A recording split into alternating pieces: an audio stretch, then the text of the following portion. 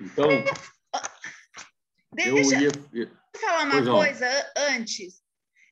Não é do tema, que hoje eu estou fazendo aula de música e o professor estava me ensinando a origem das notas, sobre as notas. Sabe quem foi que identificou o que é um tom, um semitom? Foi o Pitágoras. É matemático, né?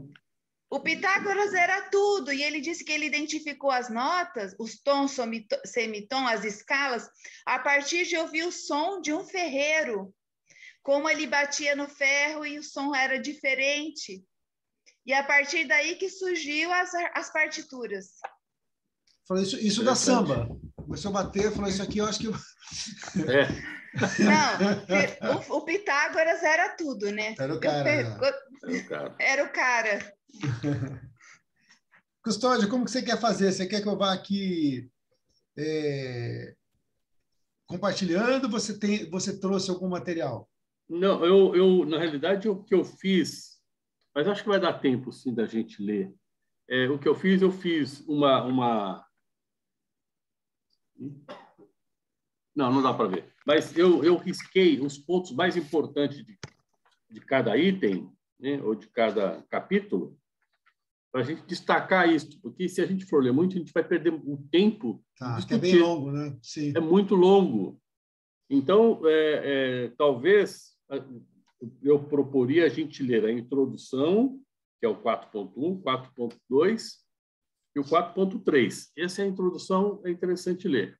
Quando a gente entrar nos horizontes tribal, horizonte das antigas civilizações, tarará, tarará, eu proponho a gente ler somente, eu poderia até fazer isso para a gente discutir efetivamente o assunto, porque senão a gente fica no lero-lero.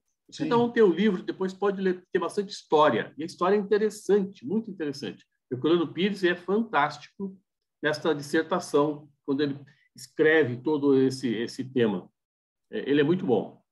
Mas aqui cabe a nós discutirmos um pouco disto, né, para que a gente saia um pouco mais elevado. E só fazer a leitura do Herculano Pires, isso a gente faz em casa, lá embaixo do cobertor, como está a Gisele lá, né? Não precisa a gente vir até aqui, né, Gisele?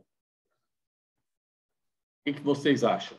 Não, você que manda. Você que manda. Beleza. Então vamos. Vamos começar pela reflexão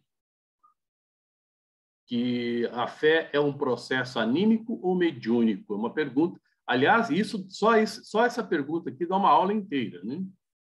Uma aula inteira. Bom, quem pode ler aí, a gente começa a discutir um pouquinho disso. Posso, professor? Maria. Num exemplo comum de fé, vemos o crente desejando concretizar um determinado desejo, geralmente cura de doença própria ou de outrem, obtenção de um emprego ou vida melhor. De repente, esse desejo é realizado. Seria obra do acaso ou força do pensamento?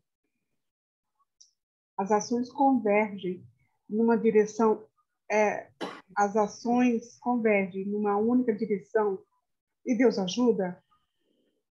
Uma energia se transfere do doador ao receptor ou o mundo espiritual atua em função do pedido? E se não pedisse, Deus ou o mundo espiritual não ajudaria? E aí? É muito interessante essa reflexão. Vale a pena a gente perder no sentido bom, né? 5 minutos para que a gente destaque isso, porque quando que o processo é anímico, quando que o processo é mediúnico, e qual é a diferença entre eles, e o que acontece quando você está numa sessão mediúnica e, na realidade, o processo é anímico e não mediúnico. O que acontece com aquele que vai buscar a ajuda, o auxílio mediúnico, e passa por um processo anímico?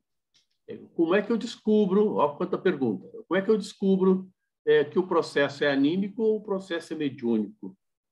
E mais uma pergunta.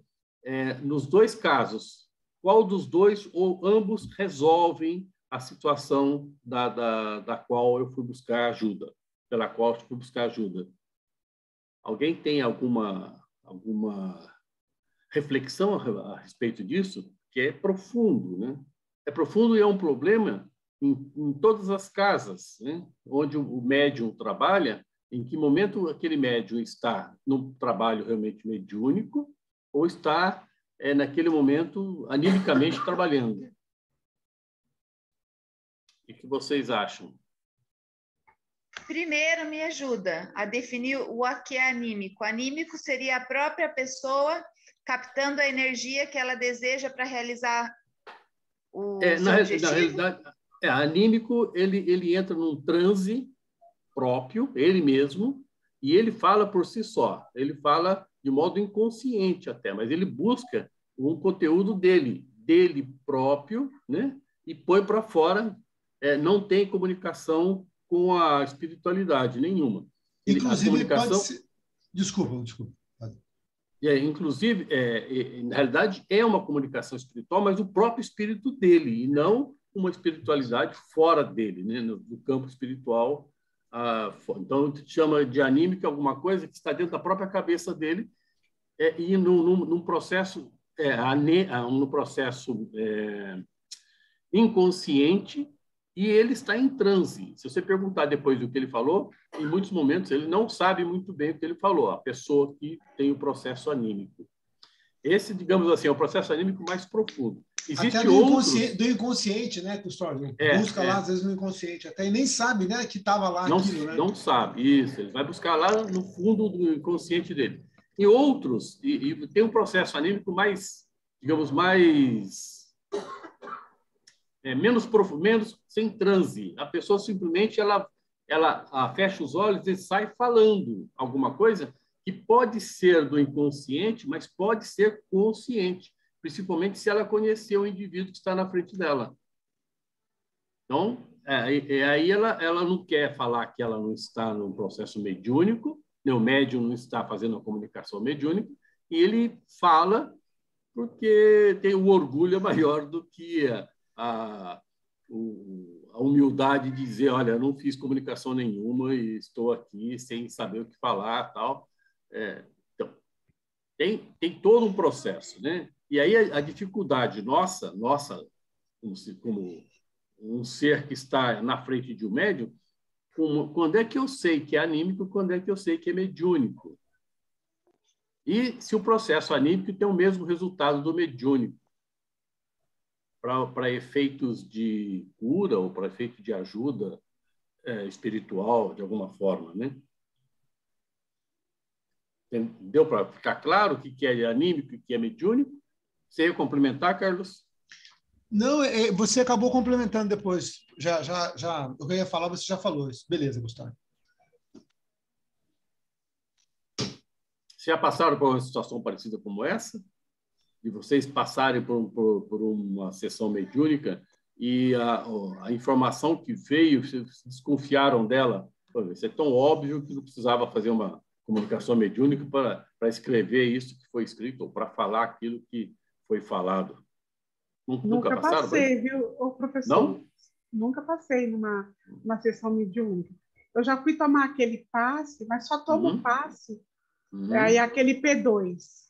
E aí você tem que tomar 4 sequenciais, aí depois de um tempo você retorna, aí você pergunta se a espiritualidade falou alguma coisa, tem sempre lá escrito alguma coisa, a maioria é só o xizinho. Eu, como sou ignorante no assunto, eu sei. Maria, deixa eu só colocar uma coisa aqui para vocês, para todos.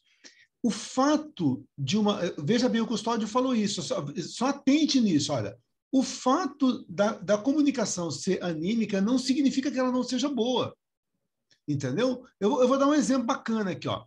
Eu estou perguntando para a espiritualidade uma determinada informação, mas essa informação, de repente, a Gisele é médium, e ao mesmo tempo ela é médica homeopata. Então, lá no inconsciente dela, às vezes, ela tem essa informação que eu preciso. Você entendeu? Então, ela está passando uma informação que é boa. Por que se ela está encarnada, não vale, e se ela está desencarnada, vale? Entendeu? Então, assim, o fato de ser anímico não significa que seja ruim e nem bom. E o fato de ser mediúnico, então, onde que tem mediunidade? Falou mediúnico, é intercâmbio, eu estou falando com o espírito. Falou que é anímico, é algo que é meu. Só que essa fronteira, ela é muito tênue para o próprio médium, entendeu? Porque, às vezes, o próprio médium, ele não sabe aonde acaba uma coisa e termina outra, porque a mediunidade, ela não vem, às vezes, ditada palavra por palavra, ela vem uma ideia. Então, por isso, essa fichinha que você falou lá, que a gente faz entrevistas nas casas espíritas, como as comunidades são comunidades pequenas, a minha esposa faz parte do colegiado, ela estava me contando, eu também não sabia. Então, eles pegam aquelas fichinhas e numeram elas. Então, fala assim, olha, ficha número 1, o que está vindo para vocês? Ah, está vindo P2, P1, CH. Porque se eu falo assim, é a ficha do custódio, e o cara lá que tá no colegiado, muitas vezes, ele conhece o custódio. Então, isso poderia influenciar. Entendeu? Então, é por isso que tem esse no meu lado leigo, eu acho assim, aqueles xizinho lá que se coloca lá na... eu acho assim, pô, demorou 4 semanas, você foi lá religiosamente, no mesmo horário, no mesmo dia, tomou os passos, passou toda a prevenção, e vem aqueles negocinhos escritos, assim, não sei, eu sou leiga, né? Mas um dos conselhos eu sigo até hoje, que é fazer o evangelho no lar, eu faço.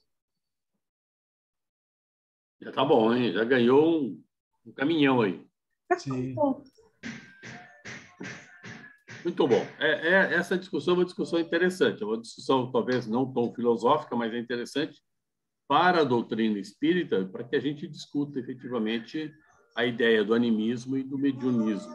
Mediúnico faz uma diferença danada isso quando a gente está numa casa espírita e está num processo mediúnico lá dentro. Ou quem vai fazer o curso de médiuns também. É interessante. Assim, bom, vamos lá. Deixa eu só fazer um comentário.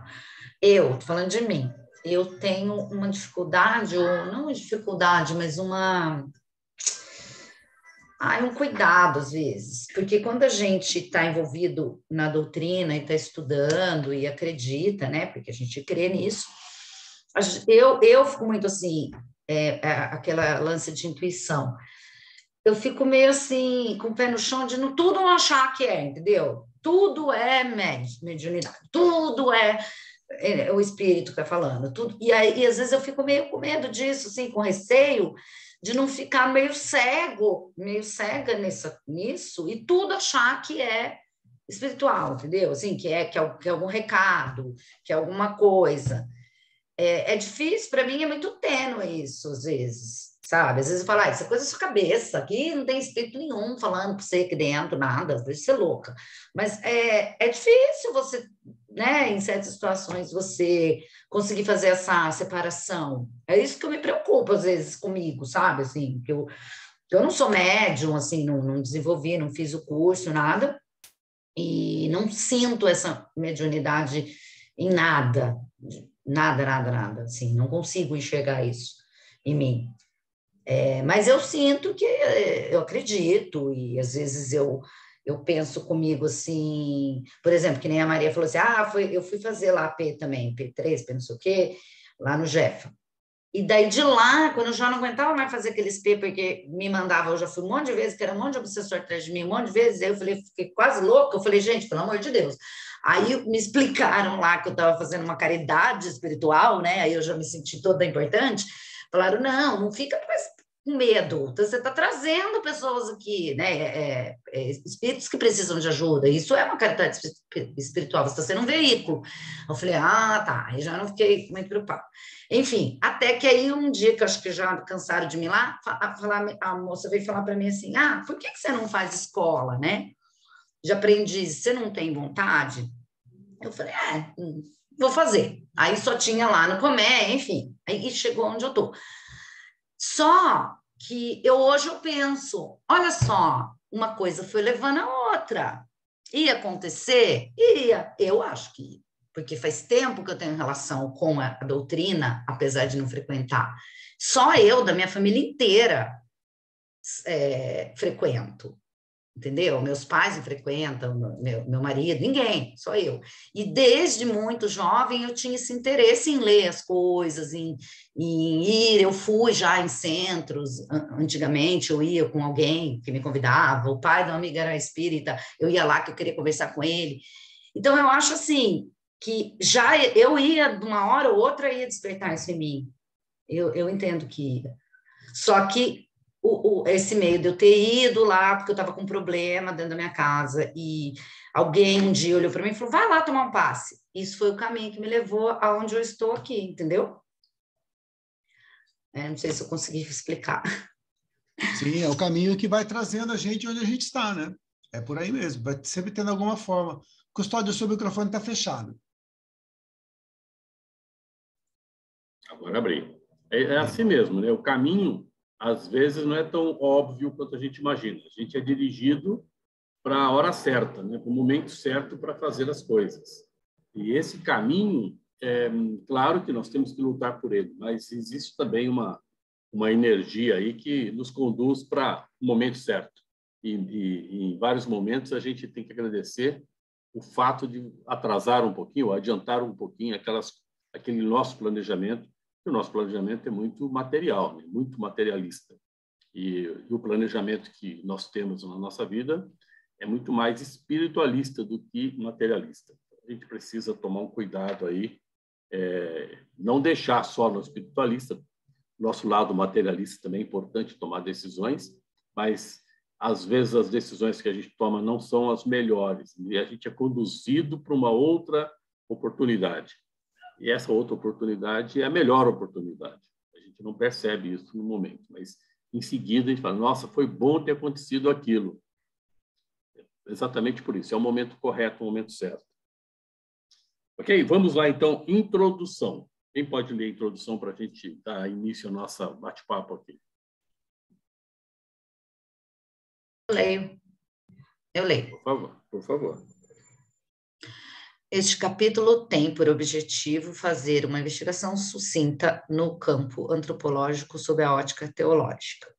Haverá uma viagem no tempo analisando como o homem se relacionou e se relaciona com o metafísico desde seus primórdios, na época das cavernas, até os dias atuais.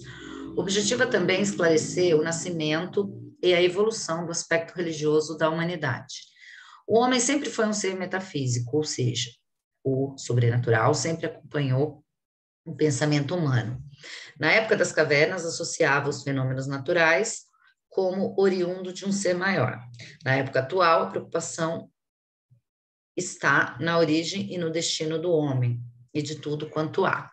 O livro O Espírito e o Tempo, de José Herculano Pires, serviu de orientação neste capítulo. Dele foi utilizada a frase denominada pré-histórica do Espiritismo, ou seja, o caminhar das religiões desde os primórdios até o surgimento da doutrina espírita, a qual é considerada inserida na fase de espiritualização. Perfeito. Então, é exatamente isso. Esse caminhar que nós vamos fazer ao longo da história, e a história, efetivamente, a história do espírito, da evolução do espírito aqui na Terra, é muito bem descrita nesse livro e foi pensado um resumo para que a gente pudesse discutir. Embora resumo, ele deu 4 páginas aqui, né? E aí não é bem um resumo para nós, é quase um livro essa coisa aqui. Bom, mas é muito interessante a gente entender na nossa evolução, na civilização da Terra, né? Desde o início do homem aqui na Terra até os dias de hoje, como é que se deu a evolução do espírito ao longo da história. E aconteceu em cada fase, né? E a Herculano Pires fez uma divisão muito interessante para que a gente possa entender. E a gente vai ver daqui a pouquinho. Vamos lá para o 4.2, já a gente chega lá nas divisões do Herculano Pires. Mediunidade, mediunismo e animismo. discutimos um pouquinho aqui, vai ter uma explicaçãozinha um pouco mais interessante. Quem pode ler? Posso ler, professor? Por favor, Maria. Iniciaremos com o estudo do êxtase humano, para o qual utilizaremos um termo mais apropriado: mediunidade. A mediunidade é uma condição natural da espécie humana. É a capacidade existente no homem de entrar em contato com o mundo espiritual. Mediunismo é prática empírica da mediunidade. Ernesto Rosano, com base em investigações científicas, nos mostra a existência na pré-história do fenômeno mediúnico, o qual nos revela a origem mediúnica da religião. A palavra mediunismo, criada por Emmanuel, designa mediunidade em sua expressão natural. O mediunismo evolui na história da seguinte forma: mediunismo primitivo, oracular e bíblico. A mediunidade e mediunidade positiva. Foi com o Espiritismo que a mediunidade se define como uma condição natural da espécie humana, recebendo designação própria e tratada de forma racional e científica. Os fatos mediúnicos são fatos espíritas, mas não são o espiritismo.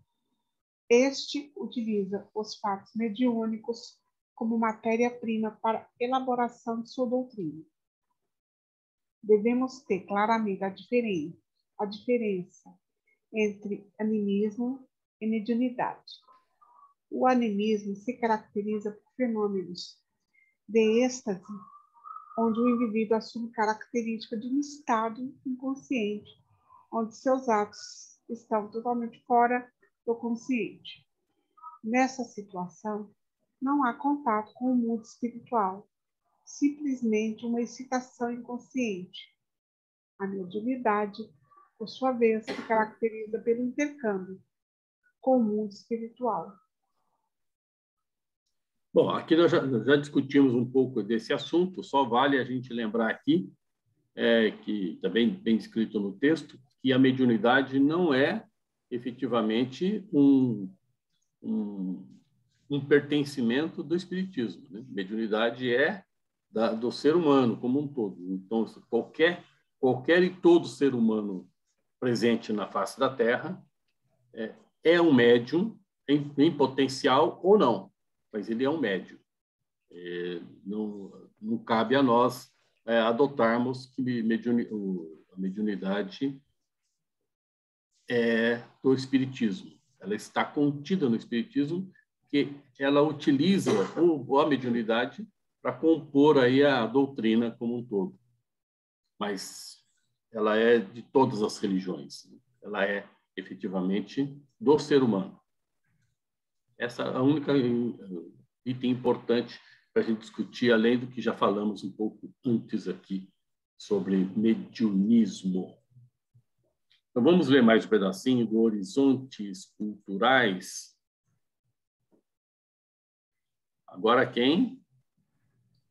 Leitura é um exercício Eu leio. humano. Os horizontes culturais. Emprega-se o termo horizonte cultural para definir os meios em que se desenvolveram as diferentes fases da evolução humana. Chama-se, por exemplo, de horizonte primitivo o mundo do homem primitivo. A palavra horizonte mostra que devemos encarar esse homem primitivo dentro da nossa visão e de todas as condições do meio físico e social em que ele vivia, na paisagem cultural fechada pelos horizontes primitivos.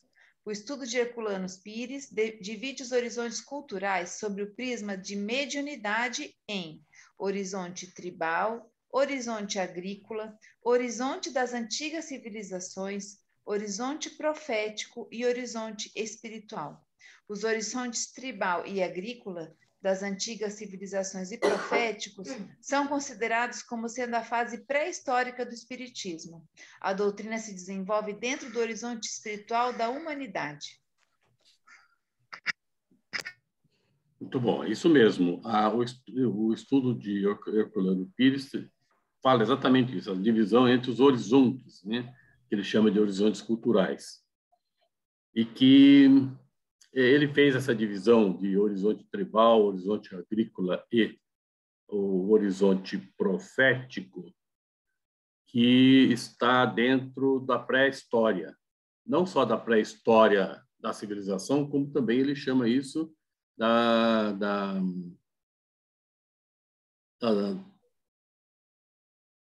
pré-história ou das religiões do espiritismo, né? Efetivamente, o espiritismo começa lá no fundo, não aqui em 1800 e pedrinha.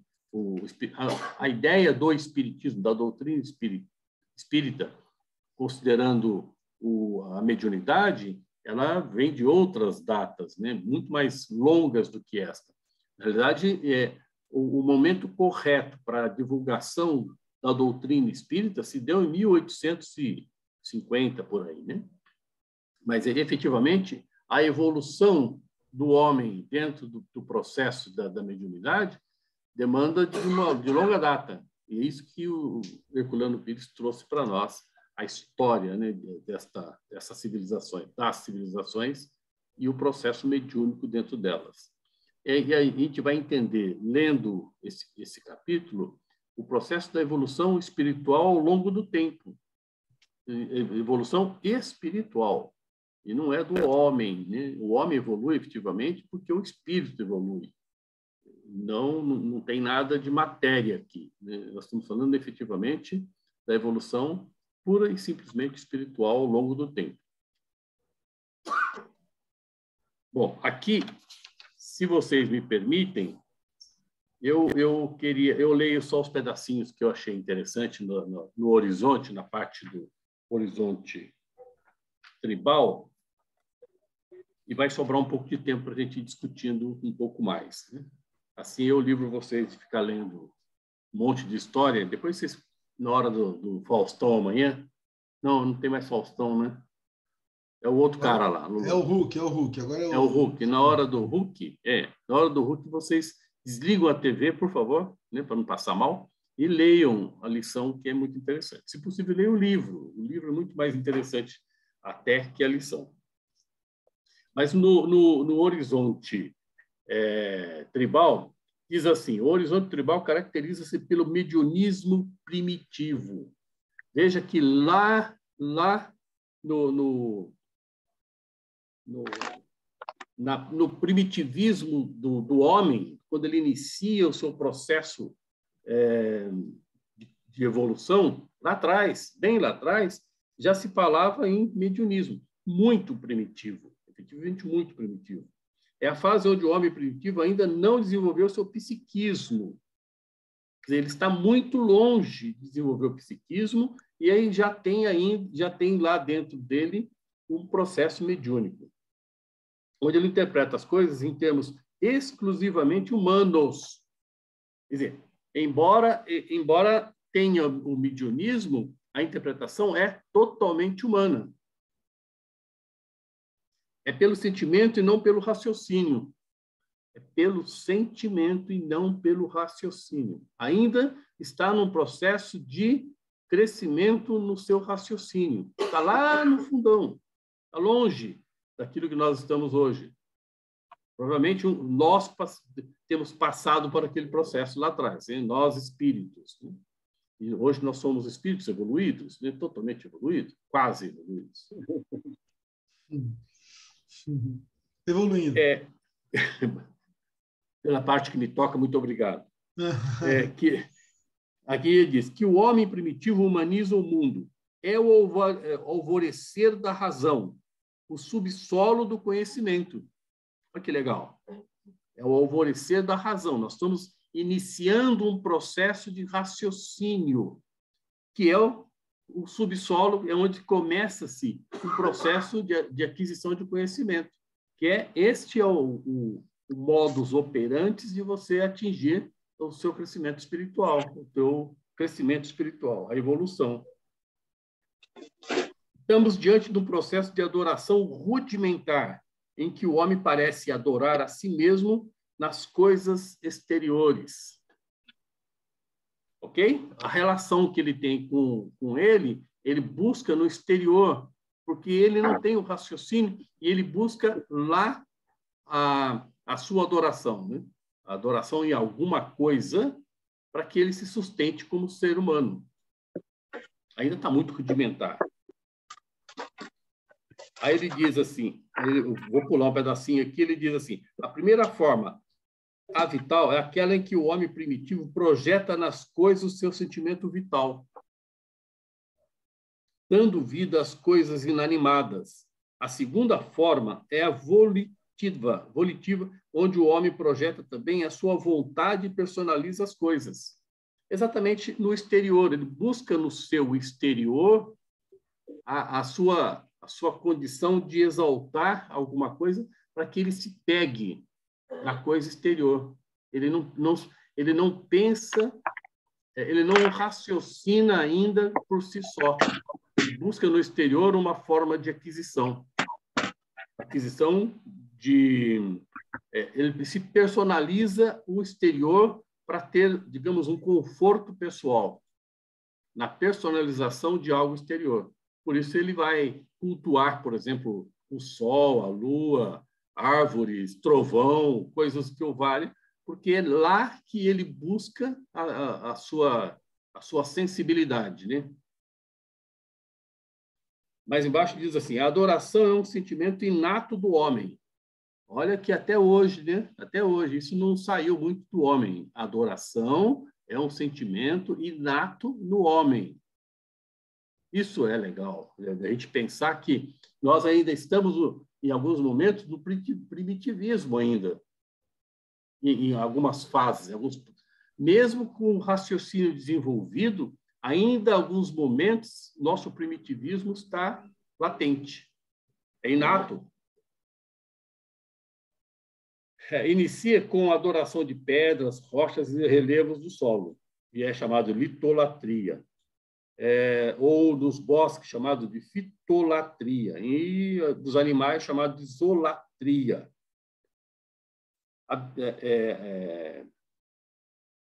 embaixo ele diz assim, a verdadeira adoração se desenvolve nas sociedades humanas a partir da adoração exterior de objetos materiais até atingir a fase da adoração pelo coração. Ele que é um processo, é um caminhar, é uma evolução.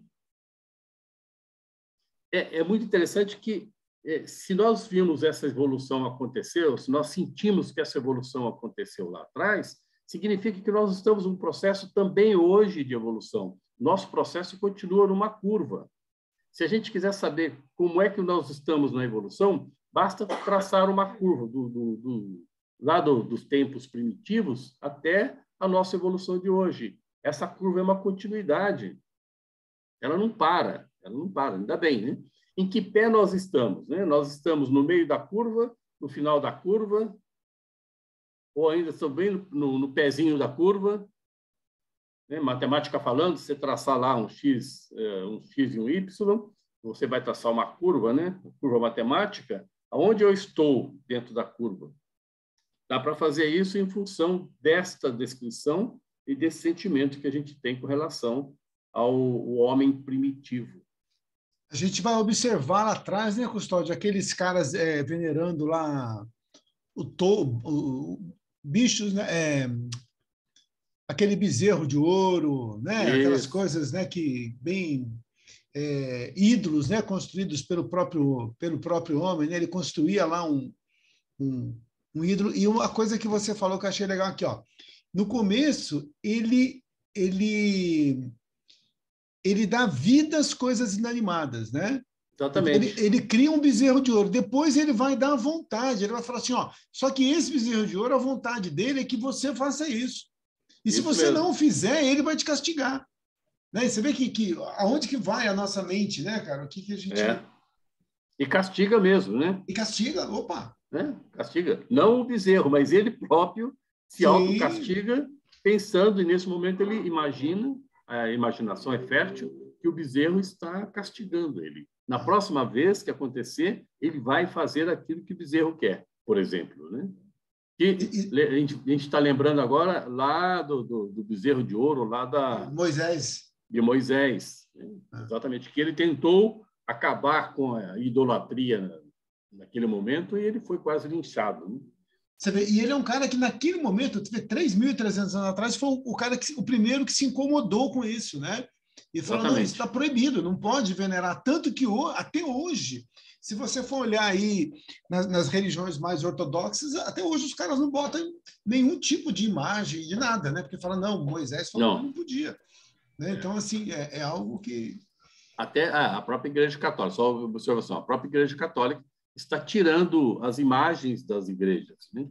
Ela está eliminando, parece que agora só pode 3 tipos de imagens, tal. Quer dizer, deram uma cortada nas imagens em função dessa idolatria, porque botava lá qualquer imagem de qualquer ser, não importa, nem tinha o nome, não importa o nome, já tinha gente ajoelhado em frente dela, adorando aquela imagem, sem saber, inclusive, da história da tal imagem. Isso é exatamente o horizonte tribal, parte do horizonte tribal, que ainda perdura até hoje.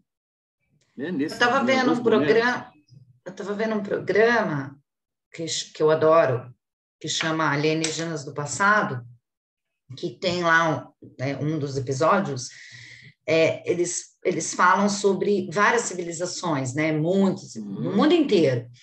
E o que a maioria dessas civilizações acontece? Sempre tem desenhos, ou eles fazem monumentos, sei lá, dando assim, entender, né, que é um deus que eles cultuavam. Tem um lá, que eu não sei qual, não sei se é no Peru, qual é, não sei qual é, não lembro, que é uma águia, que sempre está junto com uma águia lá, com um pássaro, o deus deles lá. E a cabeça do deus é como se fosse de um alien mesmo. Tem os olhões, né? Tem o tipo de um capacete, sei lá. É tudo, parece ETs mesmo. Aí eu não lembro o lugar que eles fazem várias figuras assim. Enfim, aí tem várias interpretações, né, que eles dão, que é como os dos deuses, olha para o céu, é alguma coisa que veio do céu. O que os historiadores defendem é que era alguma coisa do céu que vinha, né, porque sempre eles fazem menção à águia, pássaro, a coisa que voa. Tem desenhos lá que parecem discos voadores também, né, Então é muito interessante isso aí, se a gente for ver, porque é sempre essa relação do homem com o céu, né? Com a coisa que está acima.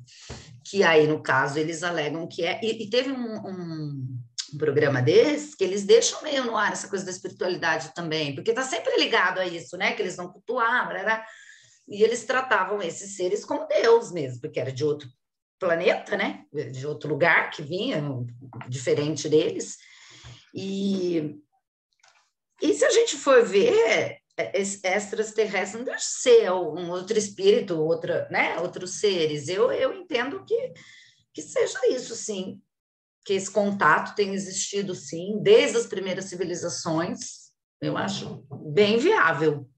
Por essas provas, né? Que eles deixam essas civilizações antigas.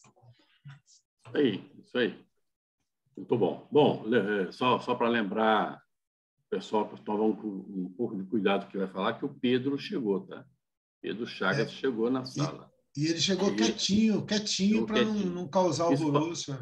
Isso parece espião. Espião é um perigo.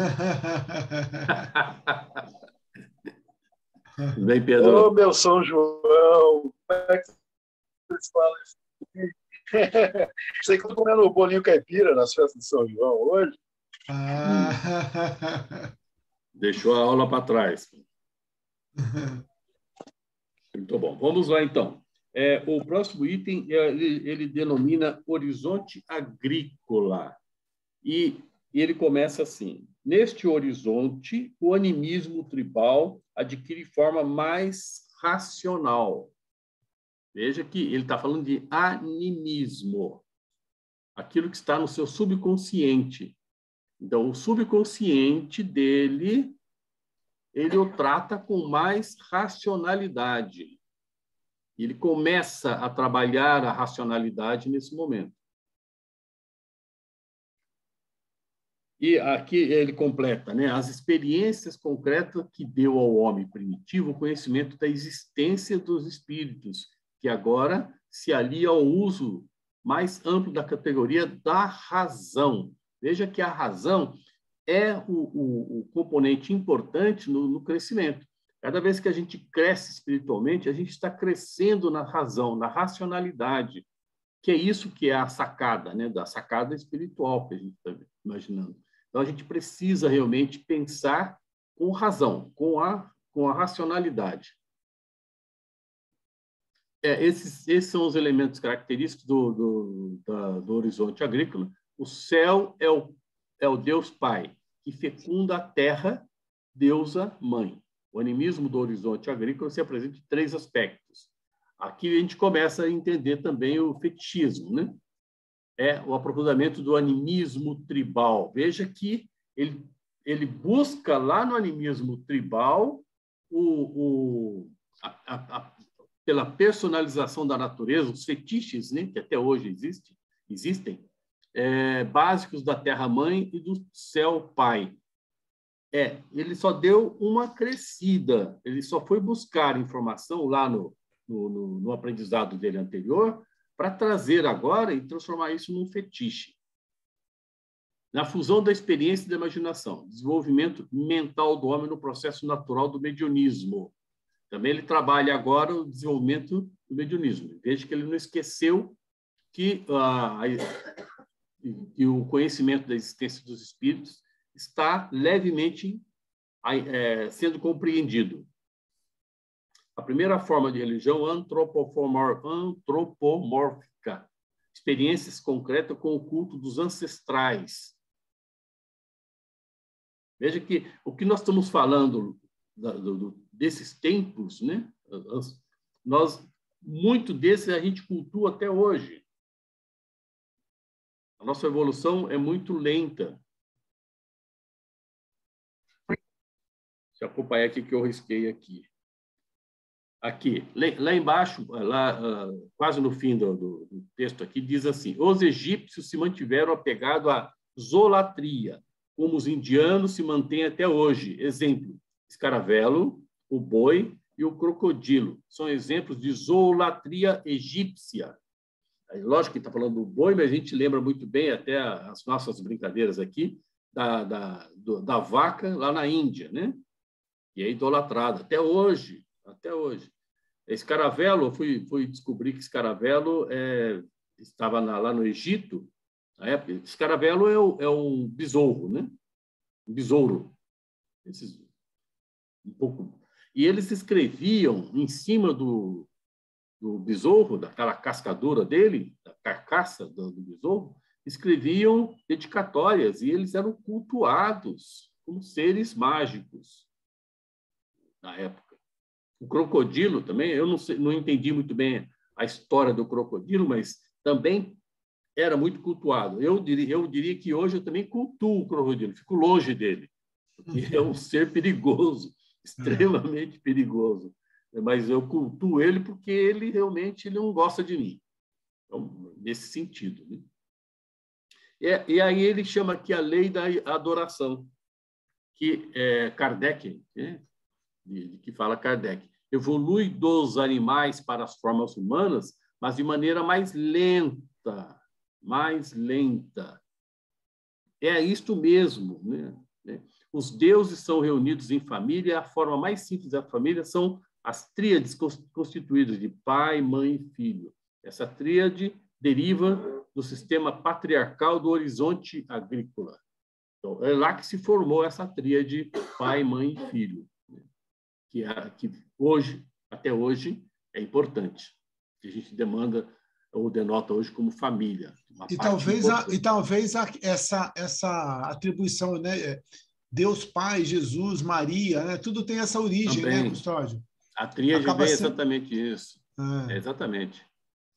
Jesus, Filho, Mãe Maria e Pai Deus, né? Deus, Pai, Deus, Maria e Jesus. A tríade, a tríade também formada. Inclusive, a gente vai pegar um pouco, se você me permite, dessa natureza divina, né? Que você vai pegar muitos líderes, por exemplo, o caso de Jesus mesmo. Jesus, ele acaba sendo filho de Deus e não filho de José, né? Porque eu tenho que dar uma origem divina, né, a esse... E para cultuar Jesus, eu preciso transformar ele no filho de Deus, senão ele é o Zezinho, vira Zezinho. Filho do Zezinho não tem graça. O filho do Zé Carpinteiro. Não tem graça, não tem sentido. Então, é mais um motivo, isso está vindo lá da tribal, certo? Da horizonte tribal. Sim. Resquício do horizonte agrícola. De cultuar, de dar vida às coisas, né? Ou transformar na adoração, ele vem de uma sequência lá da tribal, cai aqui na agrícola, e essa agrícola ela transforma seres em seres muito cultuados, né? Acima daquilo que a gente imagina. Jesus não precisava ser filho de Deus, todos nós somos filhos de Deus para ser cultuado. Ele poderia ser cultuado pelo simples fato dele ser Jesus. Mas o ser humano, naquela época, 2000 anos atrás, precisava de ser cultuar a um ser muito superior a todos nós, ou nós daquela época, né? E até hoje tem um pouco disso, né? Porque você pega, por exemplo, Jesus é filho unigênito, né? Filho único de Deus. Então, assim, como se Deus tivesse casado, tivesse tido um filho, e aí falou para o filho, vai lá na terra, né? Então, assim, a gente dá uma visão assim muito antropomórfica ainda para Deus, né? Muito. Então, quem é a mãe de Deus? A mãe de Jesus? É um ser humano. É só o pai que é o ser divino. O pai é ser divino, a mãe é um ser humano e Jesus é um ser humano. Você vê, uma vez eu fui dar uma aula sobre Pitágoras, você já deve ter dado, e Pitágoras também é filho de um Deus, né? E aí, quando você fala que ele é filho de um Deus, todo mundo dá risada. Fala assim, nossa, mas, pô, que conversa é essa? O cara é filho de um Deus, Minessarcos, né, e Apolo. Aí você fala, então, mas você não conhece mais ninguém que é filho de um Deus? Tem um monte. Tem uma porção. Os reis, antigamente, eram denominados até para que ele exercesse o domínio sobre a terra, ou sobre o espaço onde ele estava reinando. Ele era, de um modo geral, tratado como filho de um ser divino. Grande parte dos reis eram tratados como seres divinos, né? E aí, claro, deram essa conotação para Jesus como filho, efetivamente, de um ser divino, Deus único naquela época, né? Evidentemente, era o Deus cultuado na época, era o único. Então, ficou fácil de você transformar Jesus num ser cultuado até hoje. Com facilidade. Nada errado nisto, né? Não tem problema nenhum nisso, absolutamente. Nem estou contra isso.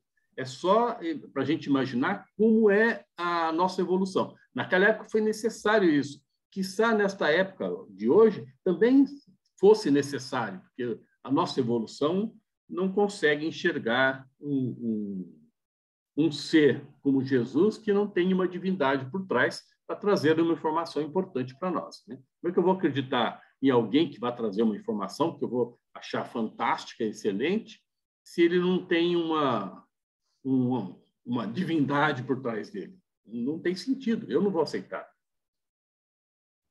Eu e a humanidade como um todo, né? Bom, onde eu estava, perdi aqui, exemplo, aqui, Scaravella. Embaixo ele diz assim, o dogmatismo religioso furta-se ao impacto dessas comparações. Somente a fé raciocinada pode enfrentar serenamente essa análise histórica, sem se perder na navegação ou extraviar-se na dúvida.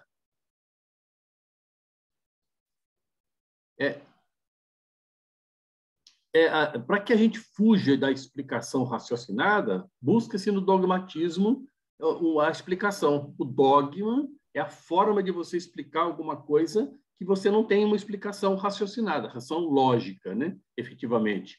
Então, se você não tiver o que nós dentro da doutrina espírita, sempre pregamos, é a fé raciocinada, para que você fuja o quanto puder do dogmatismo. E você faça o seu raciocínio através do conhecimento que você vai adquirindo, dos conhecimentos não só teóricos, como práticos da própria vida, que é isso que te dá embasamento forte no seu conhecimento, quando você pratica aquilo que você aprende. Esta fortaleza que fica dentro de você, que te dá uma fé raciocinada, e você vai fugindo do dogmatismo. Senão você começa a ficar fazendo comparações ilusórias, né? Flutuando. Vale lembrar aqui que esta é uma forma muito boa de você controlar massas, né? Dogmatismo controla massas. Você tem que acreditar em algo que alguém pensou que é verdade. Transfere para você como verdade, você acredita que é verdade e sai atrás divulgando uma verdade que você não consegue comprovar nada a respeito. E há de quem questionar, né? Não questione, senão o inferno é quente, segundo consta. Exatamente. O inferno é quente. É melhor não arriscar, não. Vai que essa porcaria existe mesmo, porque eu estou errado, né? Esse processo naquele filme A Vila, né? Não sei se vocês já viram, né? M. Night Shyamalan. Sim. É um filme... Né? Oi? Não, já assisti.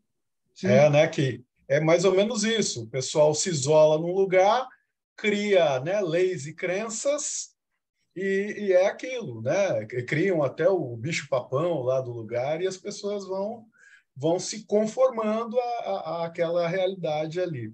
Eu, a hora que eu fui entrar, nem sei se vocês ouviram minha brincadeirinha aí de São João, né, que vocês estavam falando de tirar os santos da igreja, mas que tava muito ruim a internet aqui do outro aparelho. Mas é isso aí. Boa noite, pessoal. Eu achei que estava numa quermesse aquela hora. Parecia mesmo, comendo bolinho de fubá. Não vi a cor do bolinho caipira esse ano. Nossa, tô perdendo. Vai para Jaqueline, que lá tem bolinho bom. Bom, aqui mais um pedacinho, ele diz assim, o mesmo sincretismo dos deuses egípcios aparece no deus hebraico. A gente consegue ver na história. Este protege o povo e não exige sacrifícios humanos, mas de animais. A gente vai ver lá na história que para fazer conquistas humanas, nós sacrificamos animais. Com que direito, né? Com que direito? Você vê, o Deus de Abraão, ele pedia um sacrifício humano. Né? Aí, quando você vem aqui no Deus lá de Moisés para frente, já não é mais humano, né? Não. Mata aí um bichinho. E quanto maior o bicho, maior o sacrifício, né? A gente vai ver lá na época de Jesus, né? Há 2.000 anos atrás, pouco mais, que nos templos era sacrificados animais para a conquista de alguma coisa que era solicitada. E, às vezes, era apenas o sacrifício pelo sacrifício dos animais para a conquista de felicidade, de amor, de coisas abstratas. Não tinha um objetivo mais concreto, né? Os objetivos eram abstratos mesmo da época. Você vê que coisa, né, Custódio? Porque o Deus Pai, o Deus Criador, iria querer que você matasse uma de suas criaturas para o agradar. Olha o que eu estou colocando, que característica que eu estou colocando em Deus, né? Um Deus que se satisfaz com a morte de das suas criaturas. Assim, é algo completamente insano, né? Se a gente depender da ótica. Totalmente. Mas veja que nós estamos fazendo uma análise profunda disto hoje, de 2.000 anos atrás. Sim. Né? Matamos muito bicho também. Nós matamos muito bicho. Eu não lembro se eu matei muita vaca, se eu matei muito cavalo. Vaca, eu era com pombinho. certeza, para comer churrasco. Bom, até hoje, né? Até hoje. Mas, ô Carlos, esse mesmo Deus, ele apoiava a guerra do povo santo. Sim. Mais do que matar o bicho, ele apoiava matar o semelhante, né? Tá certo que para eles o povo não era o povo prometido, né? Mas se você for analisar, era um ser humano matando o outro. Matando o meu inimigo. Então Deus está do meu lado, né, Fabiana? E ele vai matar o meu inimigo. Fala, puxa vida. Isso aí. Ele não vai apartar briga, ele vai matar o outro. Né? Quando um Deus que tivesse, né, realmente a sabedoria, ele iria trazer a concórdia entre as duas partes, né? E não matar uma delas, porque os dois são criaturas. Imagina se eu tenho 2 filhos brigando, eu chego e mato um. Então, assim, algo completamente... Você vê que deturpação que nós, naquele momento, fizemos, né, da divindade. E talvez daqui a alguns anos, quando as pessoas olharem o que nós acreditamos hoje, também vejam muitas deturpações ainda, né, Gustavo? Ia dar um exemplo hoje, né? Tem você pede para Deus que o seu time ganhe, mas que o time do seu próximo perca, né? Então, tá certo que não chega a ser uma morte, mas assim... Então, mas no caso do Corinthians, isso é válido, tá? É só para os outros times que não. Aí...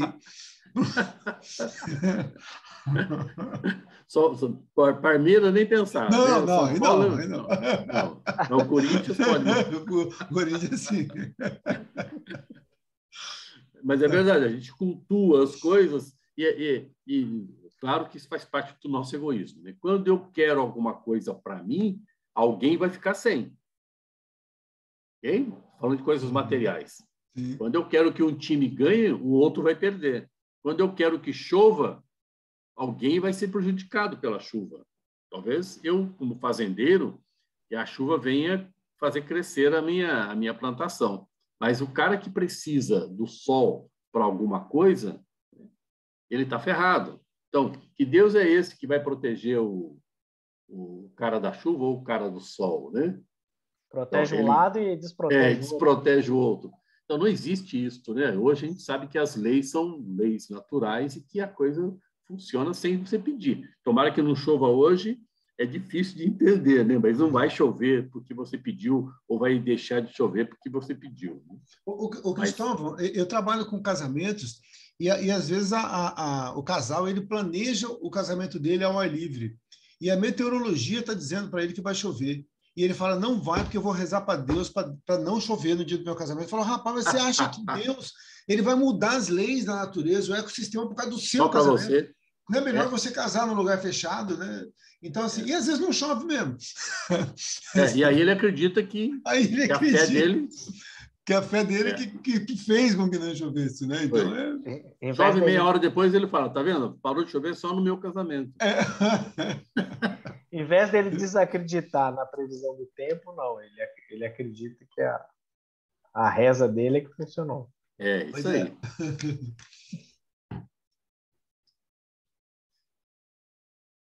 Então, desta forma, passamos dos sacrifícios humanos ao de animais, depois aos vegetais, depois às penitências, até chegarmos aos simples ritos devocionais. Que nós ainda captamos isso. Tudo demandava você sacrificar alguma coisa em prol de você mesmo. O nosso egoísmo era muito exacerbado, né? No sentido de... quando a gente fala hoje que nós somos seres superiores, eu não gosto muito dessa conotação de seres superior, porque é ser audacioso demais em dizer isso. Mas parece, né, pelo andar aí da carruagem, que a grande massa acredita que todos os outros seres existem em função do homem. E que eu posso fazer o que eu quero com a natureza, porque ela, a natureza como um todo, os animais, os vegetais, os minerais, são subordinados ao homem, são subalternos ao homem. E não é esta classificação que eu entendo, né? Na realidade, nós passamos por um processo evolutivo tal que hoje eu estou onde estou, porque em algum momento eu passei por esses reinos e eu aprendi. Então, eles são fases de uma evolução, jamais um processo de subordinação ou subalternos a esse ser. Então, eu não me considero um ser superior aqui na Terra. Então, ao contrário, né? Estou num processo evolutivo. Mas quando você olha o que o homem faz com a natureza, com os seres que ele acredita que existam em função dele, né? A Terra existe em função do homem, você percebe que existe um equívoco danado de grande, né, nesse pensamento de sou um ser superior, sou filho de Deus, sou uma criatura de Deus, portanto, tenho o poder de. E os outros não têm? Os outros seres que estão ainda no processo evolutivo? Cadê o poder deles também? Mas a ponto da gente achar que, de repente, você fala assim, determinado bicho não deveria nem existir porque não serve para nada, entendeu? Barata, por que existe barata? Entendeu? Mosquito. Não, porque mosquito é pernilongo. Pô, o pernilongo deve estar perguntando por que você existe também. Exatamente.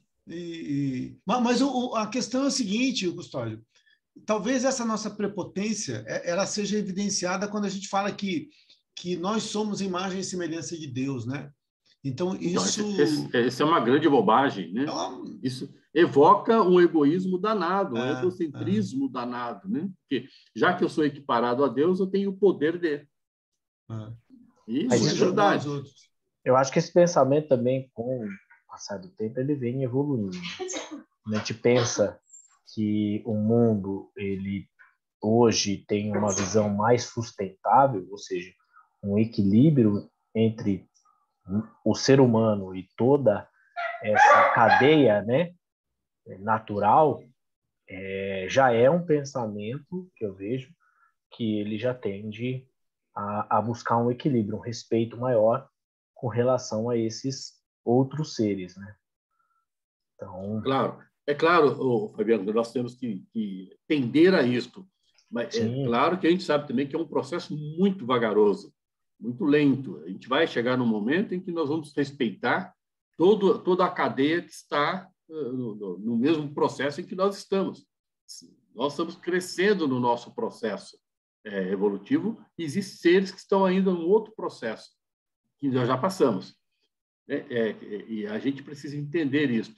Mas, neste momento, a nossa prepotência ainda é altíssima, altíssima. Eu não dou a mínima importância para as coisas que, na minha visão, estão subalternas a mim. Ninguém está acima de mim, só eu.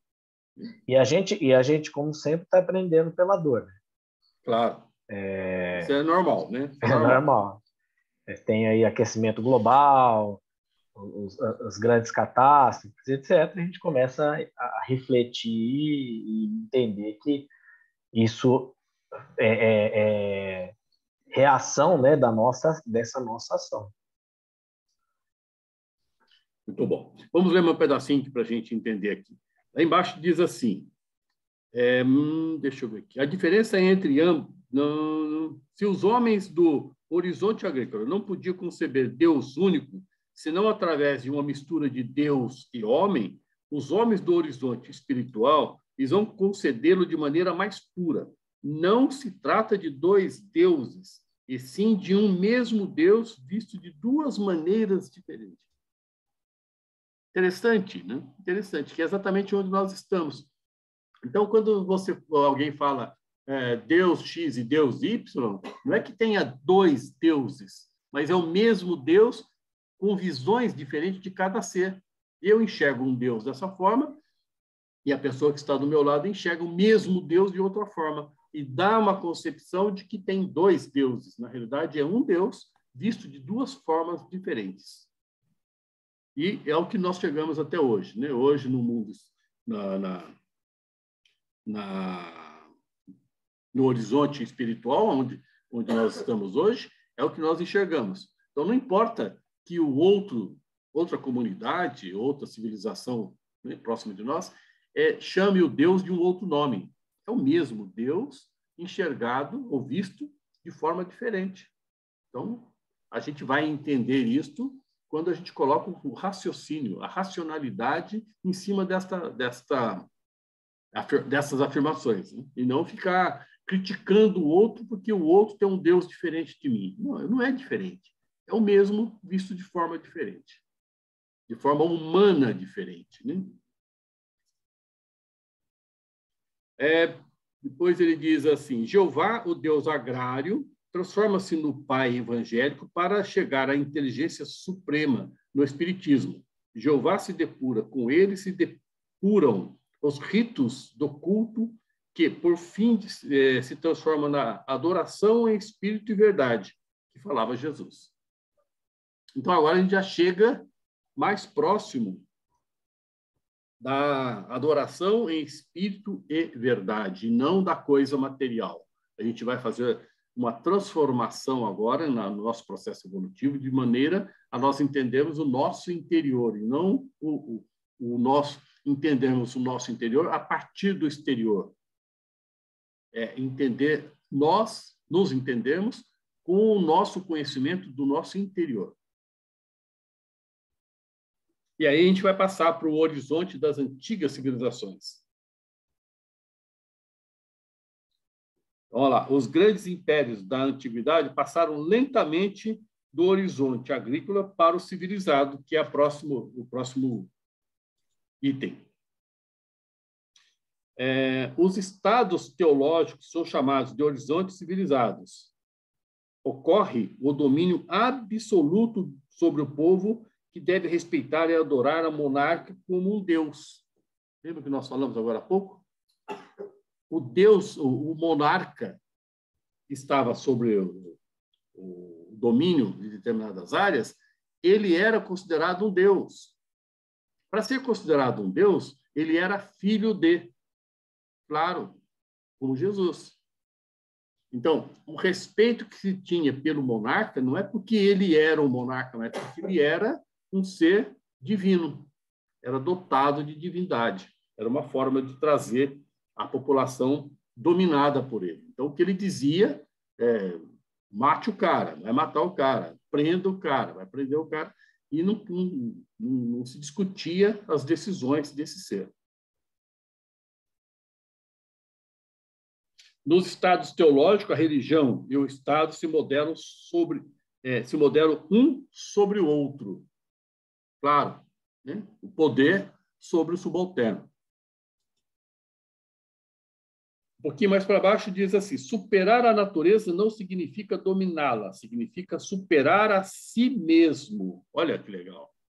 Vou repetir que essa frase é muito legal. Superar a natureza não significa dominá-la, significa superar a si mesmo. O espírito de civilização é a passagem da espécie humana do concreto para o abstrato, ou seja, da forma animal para a forma espiritual. A abstração mental é uma conquista da evolução. A abstração mental é uma conquista da evolução. Tem que dar ênfase em algumas coisas que são importantes para que a gente capte bem a essência que está dentro disso aí. E ele continua: ao atingir o horizonte civilizado, o homem se transforma no ser moral que supera o ser social em direção ao ser espiritual do futuro. A humanidade deixa de ser uma espécie para se transformar num devir, ser que muda e se transforma. Olha o processo para onde nós estamos, né? Para onde nós fomos a partir da nossa evolução espiritual. Um pouquinho mais para baixo, ele diz assim: o mediunismo orocular é a forma de transição para o culto individual dos espíritos. A história das religiões nos mostra que o culto dos ancestrais foi inicialmente coletivo. A individualização se efetua lentamente. Os oráculos representam o horizonte civilizado neste momento de transição. Então, aqui a gente encerra o horizonte das antigas civilizações. E a gente pula, então, para o horizonte profético. Aqui é interessante também. O horizonte profético é o mundo da individualização. Aqui é onde a gente vai entender que cada ser começa a entender por si só e não através da sociedade em si. Ele consegue se auto-entender, ele começa a fazer uma introspecção neste momento. O homem agrário, resultante da evolução natural do homem tribal, encanta-se com a possibilidade da individualização. Neste momento, ele começa a entender que ele é um ser único, que ele é um ser individualizado, ser que toma decisões por si só. Depois ele vai entender que a responsabilidade é equivalente, né? Hoje a gente está começando a entender isso no horizonte espiritual, que somos seres individualizados e representamos a decisão que nós tomamos com a mesma intensidade que representamos as nossas responsabilidades. Ele aprende a pensar por si mesmo, a escolher, a julgar, não se submetendo mais aos moldes coletivos. Ele sai das decisões coletivas e começa a fazer julgamento próprio com ele mesmo. Ao mesmo tempo, liberta-se dos instintos. Olha, ele começa a sair, neste momento, sair dos instintos e começa a trabalhar um pouco mais a racionalidade.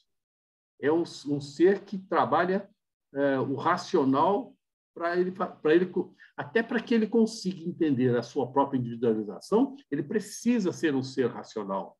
Até então, quando ele está dentro dos instintos, ele se parece com os animais, anda em bando, anda em coletividade. Ele precisa estar em coletividade, até porque as decisões são tomadas no coletivo. Neste momento que nós estamos, no horizonte que nós estamos, as decisões são muito mais individualizadas, embora vivamos ainda em sociedade. Mas as decisões não são coletivas totalmente, embora algumas são. A grande parte das decisões que tomamos são muito individuais. A individualização do homem já está bem forte dentro dele. Não está totalmente, né? A gente sabe que ainda temos resquícios aí de decisões coletivas. Ainda sabemos. Mas esse é o processo que nós estamos passando.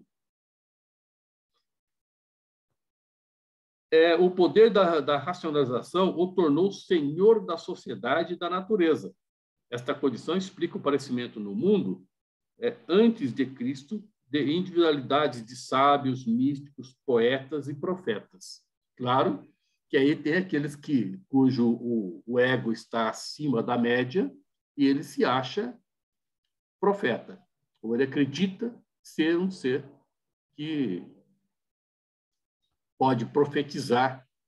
Hoje temos bastante profetas, inclusive, aqui na Terra, né? Mas ele começa a entender que é um ser profético. E, neste momento, ele começa também a tentar um domínio social em função da sua profetização.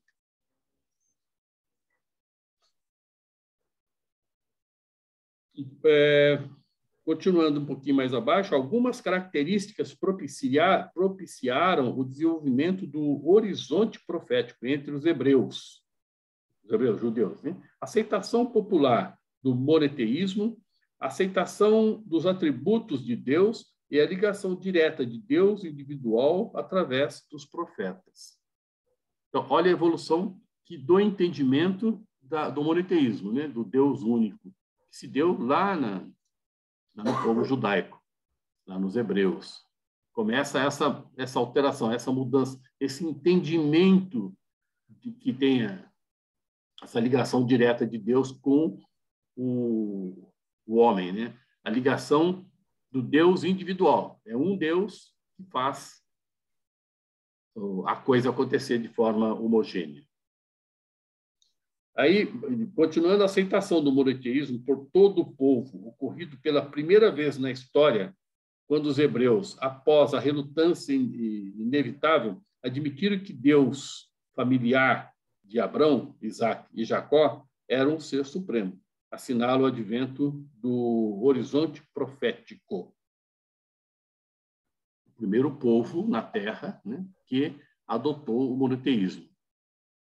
Não foi à toa que Jesus nasceu lá no meio do povo hebreu, né?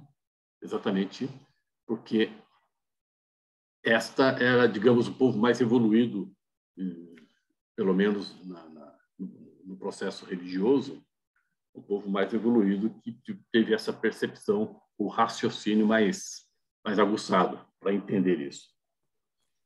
Na continuidade diz assim: os médios passaram a ser um instrumento consciente de um Deus universal, supremo, racional, passaram a falar como intérpretes e não como simples aparelho de transmissão de mensagens vocais.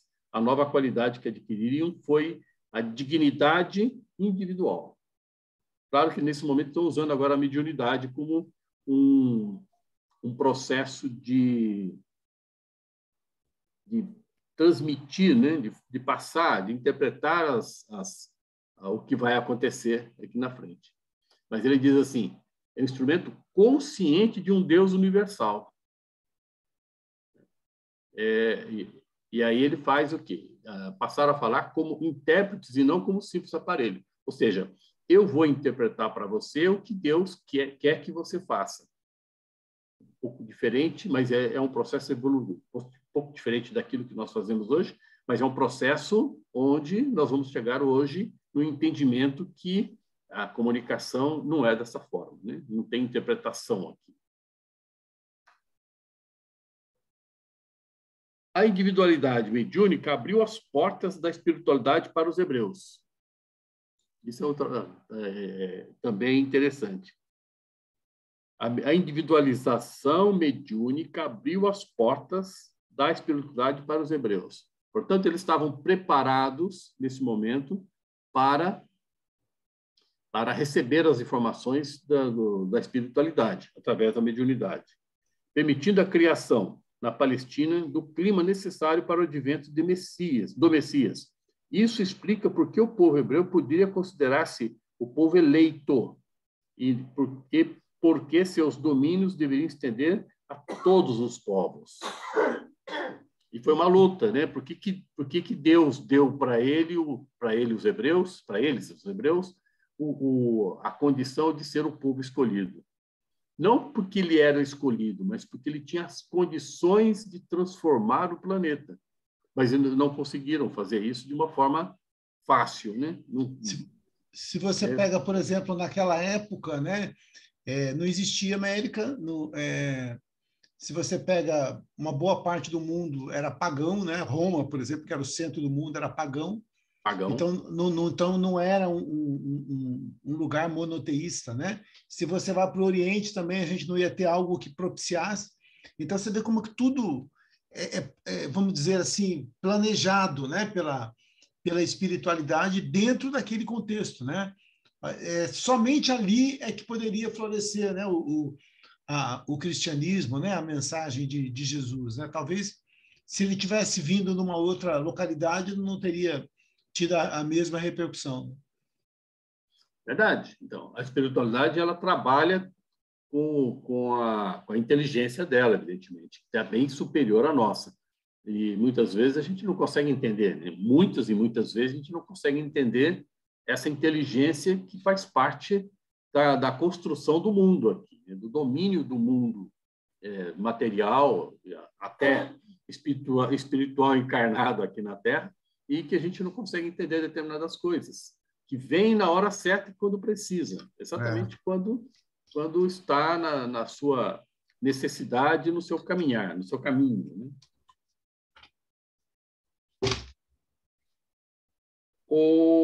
Vamos lá. Jesus também pregava o reino de Deus para confirmar a natureza espiritual do homem, que transcende o material. Então, Jesus já veio dizendo que existe um reino de Deus. Assim, ele confirma a natureza espiritual do homem, que está acima do material. Veja que evolução. Agora, eu estou tratando o homem como um ser puramente espiritual.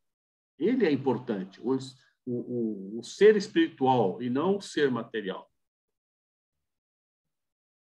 Dois indivíduos se defrontam, o divino e o humano.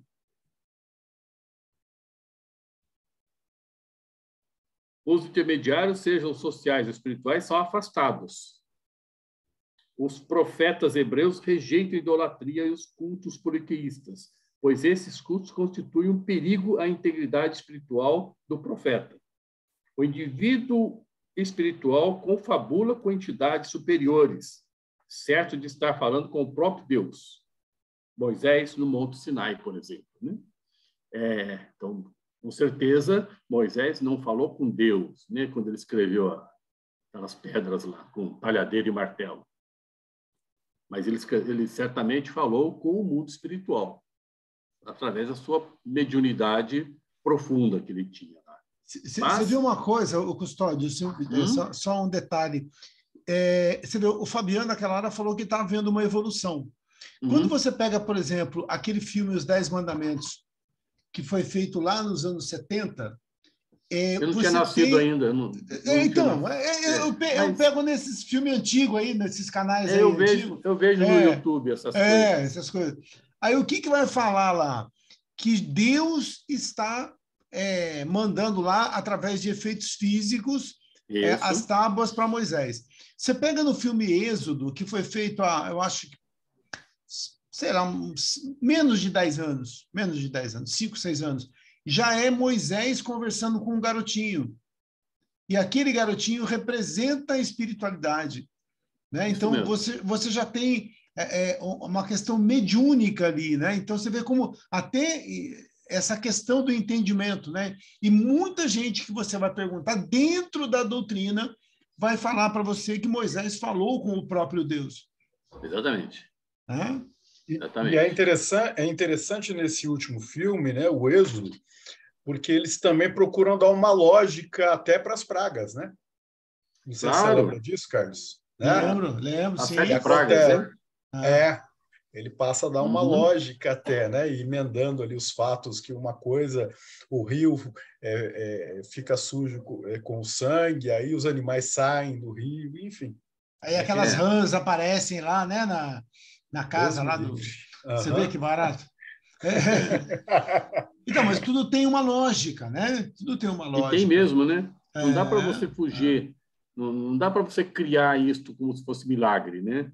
Vou fazer assim e vai acontecer. Não existe isso, a gente sabe. Ou tem uma lógica dentro da natureza, ou realmente inexiste. Pode ser que essa lógica da natureza a gente não consiga entender. A gente dá uma conotação de milagre, mas efetivamente não existe.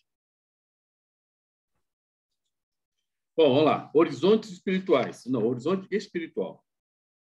No horizonte espiritual, agora, é interessante que esse horizonte espiritual a gente vai se ver nele. A gente vai entender onde nós estamos, efetivamente.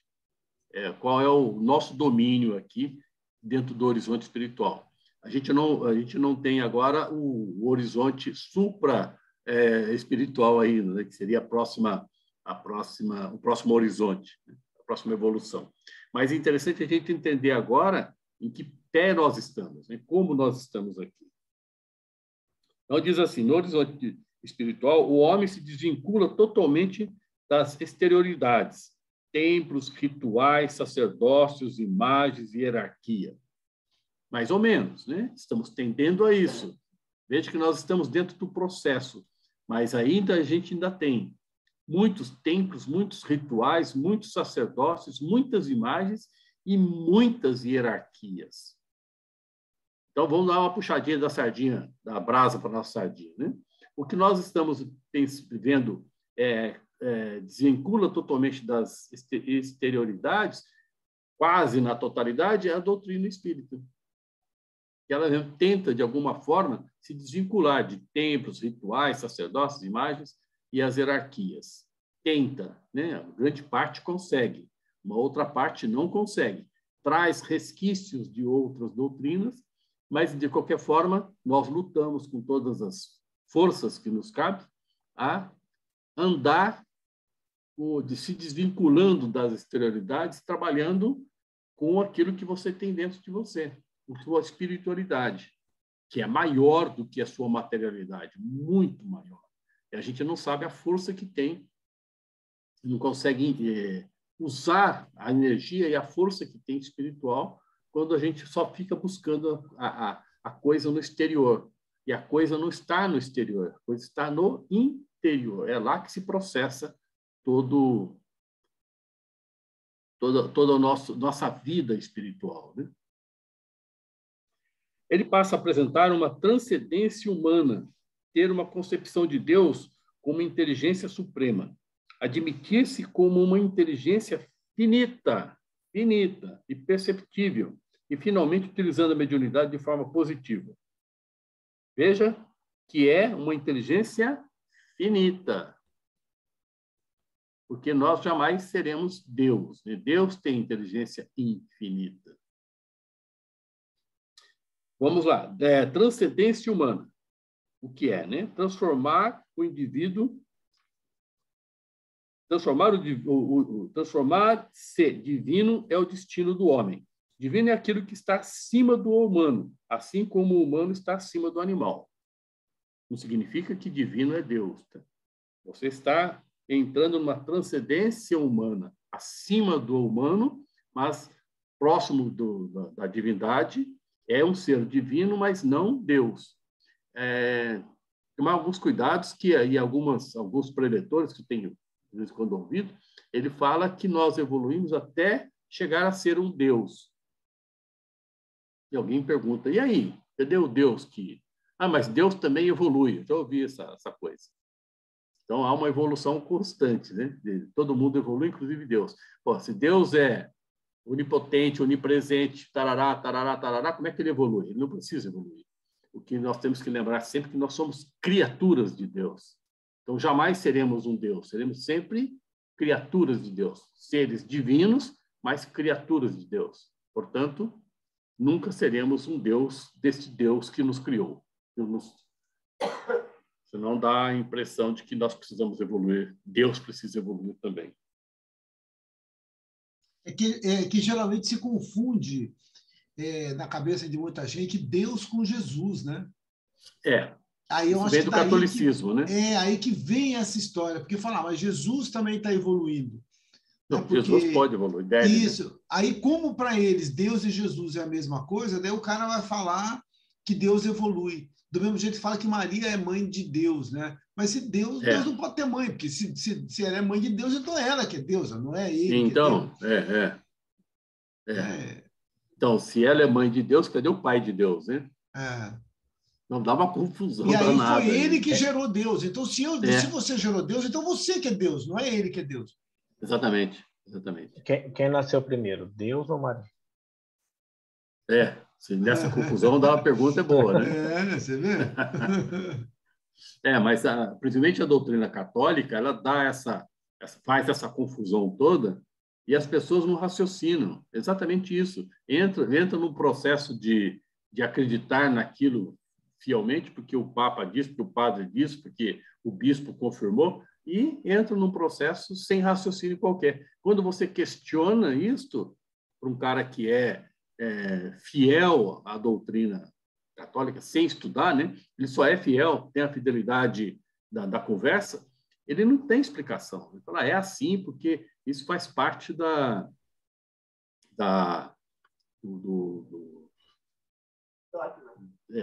dogmatismo, faz parte do não entendimento nosso como ser humano da coisa, né? Então, Deus está acima do nosso entendimento. Está mesmo, mas nós temos raciocínio para transformar as coisas. Bom, inteligência suprema. 3 motivos fundamentais para a nova concepção do mundo. São eles: a ideia grega de Deus como inteligência suprema, arquiteto do universo. A ideia romana do mundo como um sistema de relações jurídicas. E a ideia judaica da criação do mundo. Essas três concepções transformam a divindade numa inteligência suprema. Então, é lá que nós ancoramos a nossa fé, né? E o nosso entendimento desta forma, né?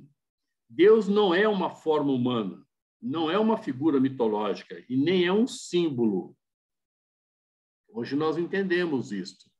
Lá atrás, Deus era simbólico, ele estava simbolizado através de cultuar a matéria que está no exterior, ou o Deus Sol, Deus Lua, Deus Montanha, Deus.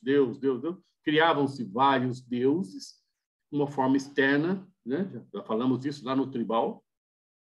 Nesse momento, nós entendemos Deus é uma realidade fundamental, a inteligência suprema, a fonte que cria todas as coisas, assim como da inteligência finita do homem, sempre colocando finita, surgem as coisas que constituem o seu mundo finito, também finito, né? Não é possível dar forma a Deus, limitá-lo, restringi-lo, dominá-lo sem a nossa razão. Como não é possível dar forma à nossa própria inteligência, Deus e o homem superam o mundo formal, o plano das aparências. E aí vem a inteligência finita. Concebido como inteligência finita, o homem não se apresenta no Espiritismo como emanação de Deus, mas como sua criação. Okay? Se fosse emanação, seria parte do próprio Deus. Sendo sua criação, é obra de Deus. Okay? Essa também tem uma confusão danada, né? Os espíritos são emanação de Deus, não é criação. E o Alain gostava muito de falar na época que era criação, para a gente não confundir criação humana com criação divina. Então, a criação divina não é criação, mas é criação. Então, filosoficamente, de gerar. Gerar. Isso. A criação, no sentido filosófico, é quando Deus gera, né, o espírito através dele, mas não é uma criação como se fosse criação de animal. Criar porco, criar galinha, criar vaca. Não é uma criação humana, é uma criação divina. Então, isso a gente chama de criação. A inteligência finita é, portanto, uma criação da inteligência suprema. Criações universais que Deus concebeu por toda parte têm a mesma natureza. Como essa natureza é evolutiva, a inteligência finita em todo o universo avança para Deus, através da expansão das suas faculdades, em um contínuo aprimoramento de si mesmo. Essa inteligência é sempre perfectível. E, apesar de se aproximar, nunca atingiria a perfeição plena de Deus. Acabei de falar isso lá atrás. Então, ou seja, nós vamos chegar muito próximo de Deus, mas jamais seremos um Deus, senão deixaria de ter Deus único. Por que não chegaríamos lá? Porque Deus é o nosso Criador. Então, nunca chegaríamos a ser o Criador. Somos sempre os filhotes, né? Filhotes de Deus. Ele não expande centelhas nem fabrica inteligências, sendo antes uma fonte criadora, um Pai Supremo que gera filhos na matriz cósmica do universo. É só um processo cósmico. Não é que faz assim e começa a aparecer espírito, né? Estralar de dedos. E nem tem uma fábrica como se fosse fábrica de bolacha. Põe os ingredientes aqui e sai bolacha do outro lado. Não é a coisa material como nós imaginamos aqui numa fábrica de bolacha, fábrica de biscoito, fábrica de alguma coisa material, né? É uma criação cósmica.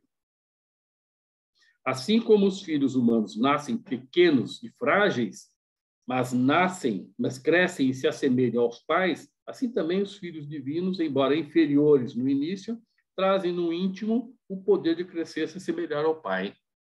Então, essa semelhança, é claro que nós estamos falando de semelhança espiritual, nada de semelhança humana.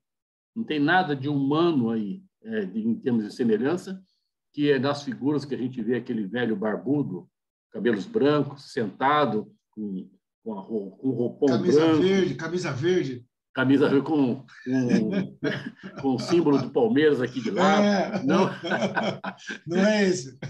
Não é esse. Não é esse, né? E sequer o do Corinthians, né? nem São Paulo, não. Né? Não é esse camarada. Nós estamos falando de semelhança, e quando a gente fala de semelhança, é espiritual, efetivamente. Então, nós tendemos espiritualmente a temos a tendência de chegar próximo do Espírito Divino de Deus. É esse caminhar espiritual que nós estamos fazendo, queiramos ou não. Né? Quando a gente não quer, a gente leva um pé no traseiro e vai andando desse jeito mesmo. Você vai passar por isso e vai caminhar. Então, o melhor caminho é a querência, né? Eu quero fazer isso. E eu vou caminhar porque eu quero, não porque me empurram. Empurrar significa dor, né? E aí fica mais dolorido. A mediunidade positiva. A mediunidade deixa de ser usada para proveito próprio e passa ao benefício do outro encarnado ou desencarnado. Olha que processo legal. E né? O médium hoje, ele consegue ajudar o outro, mas ele não consegue ajudar a si próprio. Todo médium é assim. E às vezes você vê médiums passando perrengue, mas ele não consegue fazer o auxílio por si só, com ele, né? Autoauxílio. Ele só consegue auxiliar o outro. Esse é o processo evolutivo. Ajudar o outro, auxiliar o outro. A fé iluminada pela razão deixa o terreno primário da crença para elevar-se ao da convicção, através do conhecimento direto da realidade espiritual. E é lá que nós estamos. É lá que nós crescemos. É lá que nós iluminamos o nosso espírito para que a gente possa entender a vida. Eu ouvi uma frase interessante, o cara tem um garoto, uma pergunta para um profeta ou para um ser mais elevado. Por que vivemos? Ele pergunta. Aí o profeta responde, nós vivemos para aprender. Não, mas aprender o quê? Aprender a viver. É exatamente isso, né? Por que vivemos? Nós vivemos para aprender a viver. E é um dia a dia, é uma constante. A cada dia eu aprendo o outro dia ser melhor do que o anterior. Ou, pelo menos, tento fazer isso com todas as minhas energias. É o aprendizado da vida de hoje que me faz melhor amanhã. Me faz melhor depois do amanhã. Mas se eu não captar as coisas de hoje, né, aquilo do meu aprendizado de hoje, não terei uma vida melhor amanhã, terei uma vida igual amanhã. Pior não, mas igual.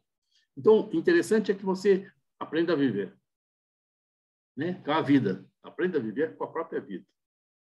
Uma frase interessante. Professor, para quem acredita que a gente foi feito do barro, para quem acredita que viemos do barro, sim, e fomos feitos à imagem e semelhança de Deus.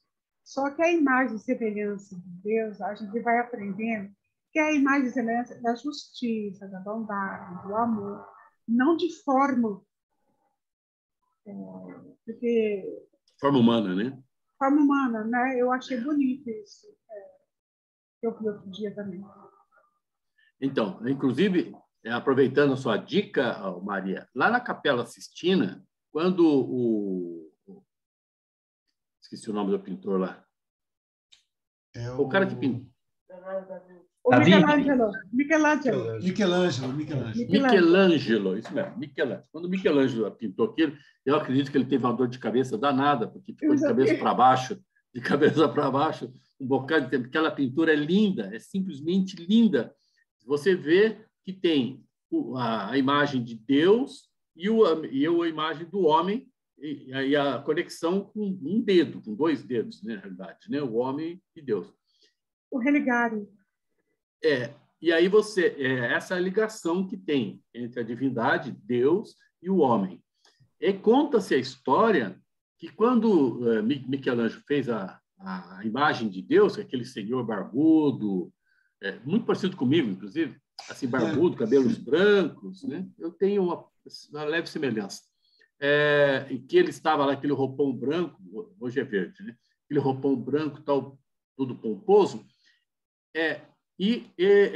O Michelangelo colocou umbigo, desenhou um umbigo na imagem de Deus. Porque a ideia era a semelhança com o homem. O homem tem um umbigo. O homem só tem um umbigo porque ele nasce de uma mulher, né? Ele nasce de um útero. Quando se coloca um umbigo na imagem de Deus, significa que ele nasceu de uma mulher. Aí deu uma discussão legal na época, né?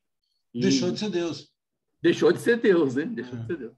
Aí Michelangelo teve que ir lá e pintar. Hoje você vai ver lá que não tem um umbigo. Mas a história conta que quando ele pintou a primeira pintura dele, ele deixou pronto lá o umbigo de Deus. Teve que pegar o corretivo lá e passar. Exatamente. Teve que dar umas pinceladas na barriga lá. Senhor. Mas essa semelhança de Deus com o homem está pronta, isso, na Capela Sistina. Quer dizer, isso ficou muito, muito forte, isso. E as pessoas... Eu estive lá, fui olhando para cima. Aquilo é maravilhoso. Uma pintura maravilhosa. Mas as pessoas não interpretam aquilo como uma arte, interpretam aquilo como realidade. Deus é um cara barbudo e cabeludo. Né? Aqueles cabelos longos, brancos, aquela túnica branca, bonita, por baixo uma camiseta do Palmeiras, né, cara? Claro. Nas imagens, viu, Custódio? Nas imagens atuais aí, né, por exemplo, lá do Deus, né, que é aquele divino Pai Eterno, Deus já está careca ali, viu? Então. E com a camisa do Corinthians. É o shampoo errado que ele usou. Né? Olha lá, Maria, tá vendo? Então. Mas essa imagem também, Custódio, é uma influência grega, né? Sim. Forte, né? Porque se você for ver as pinturas gregas antigas de Zeus, que seria Deus para eles, é bem semelhante. Né? É muito semelhante. Zeus tem a cara de Deus da Capela Sistina. Isso. É isso mesmo, isso mesmo. Tem uma influência muito forte aí. Forte. Mas tem um cachorro bravo aí, hein? Tem um cachorro que está bravo. Tem mais de um bravo. Mais de um bravo. Legal. Bom, alguém quer dar mais algum pitaco, falar alguma coisa, ou entramos na conclusão? Beleza. Conclusão? Quem pode ler a conclusão? Falei demais hoje. Posso, professor. A curtinha. Vamos lá. Herculano Pires nos mostra, através dos horizontes citados em sua obra, que a humanidade apresenta uma evolução espiritual durante sua história. No início, a importância do sensível com os fenômenos naturais. Em seguida, vêm os milagres e a religiosidade, que culmina com a espiritualização. O entendimento da divindade também vai assumindo forma e entendimento cada vez mais sublime, iniciando com a totemização para modernamente entender um Deus cósmico. Essa totemização aí que eu não entendi, não. Tá? Totemização para modernamente entender um Deus cósmico, transcendente e imanente, onde a criatura busca o Criador no sentido de se assemelhar em seus atributos. Totemização é cultuar alguma coisa física, alguma coisa material, alguma coisa que está fora de você. Material, que você enxerga. Como se fosse um totem. Lembra daqueles totens? Como se fosse um totem, uma imagem qualquer. Uma imagem. Por exemplo, hoje se cultua, até hoje se cultua a imagem de Elvis Presley lá na casa dele, lá nos Estados Unidos. Então, isso é totemização. Antigamente se fazia isso a partir de Deus, né? Aqui, na conclusão, fala da história, né, professor? Eu estava vendo outro dia no livro do de Jostein Gaarder, um escritor norueguês, e ele falou que se debate muito a questão de história. E a história é necessária para educar o homem e ajuda o homem a eliminar o mal. Então, a história é exemplo, ela é necessária. Porque senão, como é que a gente vai conhecer o que deu mal, a gente corrigir para ir ao bem? Um escritor norueguês que ele fez filosofia, teologia e literatura. Então, a história nos faz situar onde nós estamos, né? Eu entendo o que passou e entendo o presente. Em que lugar eu estou? O que eu vou fazer? E com a história passada, eu posso trabalhar a história futura.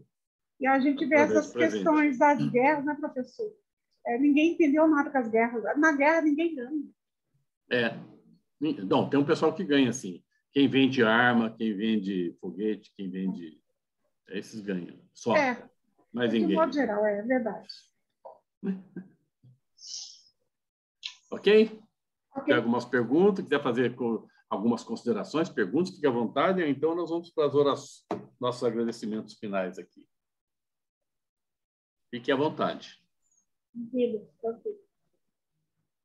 Iracema ficou quietinha hoje, não falou nada. Seu microfone. Só falou no começo. Ela está se guardando para as vibrações finais. Mas você sabe que a gente aprende falando, né? Quem fala, eu sempre canso de falar que não existe filósofo mudo. Todo filósofo tem que falar. Né? Filósofo mudo. Ih, Carlos, acho que eu vou ter que aceitar fazer uma aula, hein? Então, tá aberto aí, ó. É claro. Olha, se o professor Custódio e o professor Carlos estiverem, eu posso fazer a aula hoje. Então, pode vir. Tá, porque, tem alguém já? Não, é porque eu tenho medo de fazer mais com as minhas considerações do que o real. Então, vocês estando aí para estar mediando, me sentirei mais fortalecida. Pode anotar aí. Tudo bem. Fabiano, se o Carlos topar, pode vir. Deixa eu ver que dia que é a aula 8. 22 de julho. E, nesse dia, eu não vou estar aqui. Mas, com certeza, talvez o Custódio possa, o Ricardo, o Mauro. Eu ajudo. Então... O Fabiano também tem que estar na minha aula. É 22 de julho. Sobre Umbanda. Eu vou fazer sobre Umbanda. 22 de julho também não vou estar aqui, vou estar no Rio de Janeiro. Vai lá onde nasceu a macumba, né, professor? Lá tem bastante. Já estou colocando o seu nome na escala aqui da aula 8, tá bom? Legal. Mas a gente pede para o Ricardo, o Ricardo, o Mauro. Fabiano também salva, Fabiano. A turma toda se ajuda. Na realidade, a gente precisa trocar ideias entre nós. Pô. E não tem, e sempre falamos isso, não tem certo, tem errado. Tem ideias. Né? Ideia pode ser certa para mim e errado para alguém. Pode ser certo para alguém e errado para mim. E a gente respeita um ou outro. Né? Essa é a grande sacada do nosso bate-papo aqui, é continuar respeitando um ao outro na sua integridade, na sua totalidade. Pronto, resolve. Obrigada, professor. Não tem verdade absoluta. Não tem verdade absoluta. Brigadão. Verdade até tem, a gente não conhece. Né? Sim. Vamos chegar lá. Existem algumas, né? Talvez existem algumas verdades absolutas, né? Mas que a gente não consegue entendê-las. Mas em filosofia, às vezes você tem um pensamento de um pensamento, um outro pensamento, o outro pensa de outra forma. Aquilo que é certo para o católico é errado para o evangélico, aquilo que é certo para o cristão é errado para o islâmico e vice-versa, né? Então Mas essa diversidade na verdade, faz tudo certo e tudo errado. A diversidade faz a diferença e é ali que está o aprendizado. Ali que está a grande sacada. Só para minha última fala, eu que coloquei uma frase hoje lá no nosso grupo, assim, mestre, por que vivemos? Aí lá embaixo o mestre responde, para aprender. Aí o o aprendiz pergunta, mas aprendeu o quê? Aí o mestre responde, a viver. É uma frase de Domingos Pellegrini. Eu vi outro dia no canal de filosofia, eu achei tão bonito que eu copiei. Não, mas é legal, é isso aí. É legal mesmo. Legal mesmo. Achei legal. É isso aí. Isso Custódio, aí. brigadão, show de bola, muito legal. Nos brinde mais com a sua presença. Vou fazer isso. Eu estou meio ocupado esses dias, mas eu vou colocar na tua agenda lá. Beleza. Algumas aulas, pode deixar. Aí coloca lá que as suas aulas sempre são muito boas e sempre traz muito conhecimento para todos nós aí. Obrigado. Já pensou o dia que ele convidar a gente para assistir uma aula naquele escritório dele aí no fundo? Puxa vida, eu quero sentar na cabeceira daquela mesa dele. Eu tenho vários escritórios assim. Ir no escritório do professor Eu tenho vários. Eu tenho vários. Não fala muito, não, que daqui a pouco ele já muda o escritório dele. Já muda. Eu mudo. Não, eu tenho uma praia, eu sempre estou em praia aqui também, né? É que com frio eu não gosto da praia, né? Então eu ponho no escritório. Tá mais quentinho aí, né? Muito mais. Mais agradável aqui, viu? Quem gostaria de fazer o encerramento? Oi, fala, Fabiano. Vou te passar depois 3 aulas, tá? Beleza. Aí, legal. Ótimo. Joia. Aí passa para mim no grupo lá que eu já deixo anotadinho aqui na planilha. Tá bom. Tá bom? Ou no particular, ou no grupo, onde você achar melhor.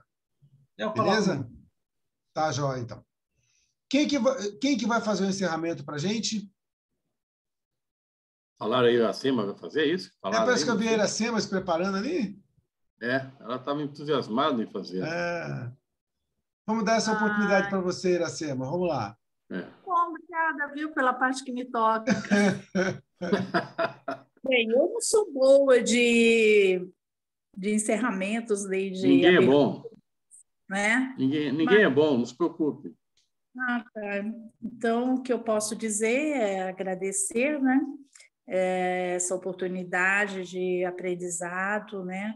Principalmente a você, Custódio, a você, Carlos, né? Que sempre estão abrilhantando os nossos encontros, né? E eu vou querer encerrar com o Pai Nosso, né? Eu acho que é a oração universal, é a oração que nos acalenta, né? E que nos transforma também, né? Então é isso. Pai nosso que estais no céu, santificado seja o vosso nome. Venha a nós o vosso reino, seja feita a vossa vontade, assim na terra como no céu. O pão nosso de cada dia nos dai hoje. Perdoai as nossas ofensas, assim como nós perdoamos os nossos ofensores. E não nos deixeis cair em tentação, mas livra-nos de todo o mal. Assim seja. Como hoje nós falamos bastante de Deus, né? Achei apropriado. Com certeza. Graças a Deus. Muito bom. Obrigado. E você disse que não era brilhante, hein? Você disse que não era brilhante. Você vê? Quando for brilhante, eu vou ficar envergonhado aqui. Foi no zero, viu? Muito obrigada. Mais uma vez, obrigado, viu, Custódio? Obrigado a todos. Bom final de semana. Tchau, gente. Boa noite. Tchau. Até mais. Abraço. Tchau.